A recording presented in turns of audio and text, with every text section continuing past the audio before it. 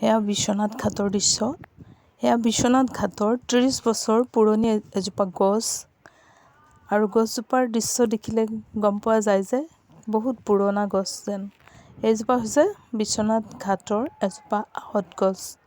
মন্দিৰৰ কাষতে প্ৰায় গছজোপাত দীঘল দীঘল শিপাৰে আৱৰি আছিলে আৰু লাগিছিল বহু বছৰ বছৰ পুৰণা যেন, কিন্তু মই সোধ-পোছ কৰিলোঁ তেতিয়া গম পালোঁ গছজোপাৰ মাত্ৰ ৩০ বছৰ হৈছে।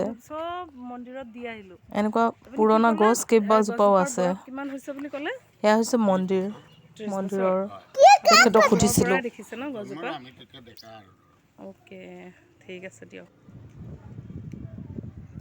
এইজোপা পুৰণা গছ আৰু শিপাবোৰ ওলমি ওলমি আছে। দেখিবলৈ এনেকুৱা লাগিছে যুগ যুগ পুৰণা গছ যেন দেখা গৈছিল।